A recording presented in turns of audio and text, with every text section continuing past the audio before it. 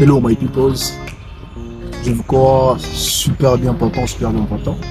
Et comme je l'ai prévu, il a fallu que je parle du sujet, comment découvrir son talent caché. Et je martèle là-dessus, je parle là-dessus parce que il est très important de savoir ses talents. Il est très important de connaître ses talents cachés. Et comme je l'ai prévu, il y a les deux approches qui vont faire de sorte que nous puissions parvenir sur notre fameux sujet. Il y a une mauvaise approche du concept talent caché. Parce qu'il y a d'autres gens qui sous-estiment, qui ignorent qu'il y a des talents cachés. Alors, je vais vous dire là-dessus qu'il y a des compétences qui vont vous servir de sortir de votre sentier battu, ou des compétences ou des talents qui vont faire que vous puissiez vous développer.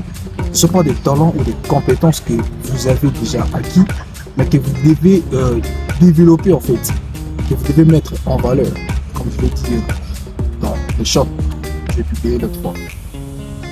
Et qu'est-ce qu'un talent? Les talents, c'est une capacité de faire quelque chose en fait. C'est une aptitude de faire quelque chose. Et ces talents sont liés à plusieurs aptitudes. Ça peut être intellectuel, ça peut être créatif, ça peut être de leadership. Il y a beaucoup d'aptitudes qui sont liées au talent en fait.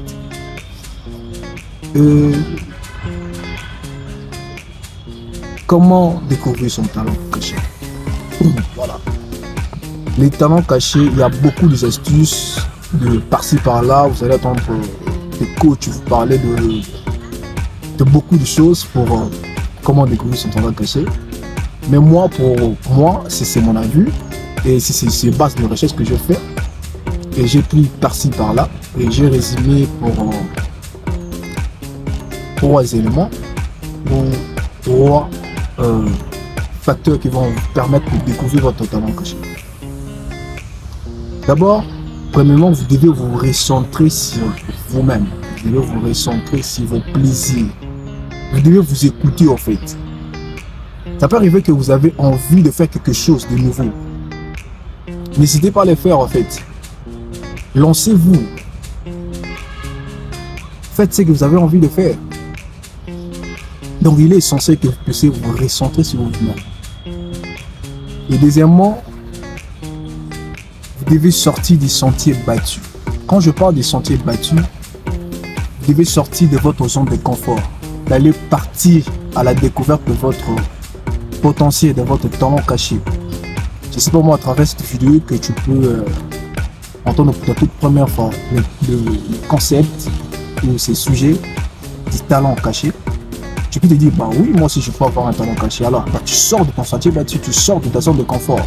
Tu pars aller chercher en fait le talent qui est caché en toi. Tu vois un peu? Et troisièmement, qu'est-ce que tu peux faire pendant beaucoup de temps? Comme je l'ai mentionné dans le dessus, qu'est-ce que tu peux faire pendant... qu'est-ce que tu peux faire 1000 fois en fait? C'est une manière de dire. Mais qu'est-ce que tu peux faire fréquemment, de manière exagérée? Qu'est-ce que tu peux faire pendant beaucoup de temps en fait? C'est que tu aimes en fait, c'est qui te plaît réellement en fait. C'est que tu peux faire, genre tu peux mettre au délire.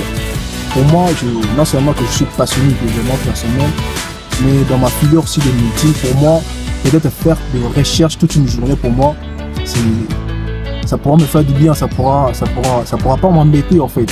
Parce que je sais que j'ai fait la médecine, je dois plus m'enrichir. Je peux lire toute la journée, je suis enfermé dans la chambre, pour moi c'est normal en fait. Parce que j'aime la médecine, c'est une filière que j'aime, ça me passionne en fait.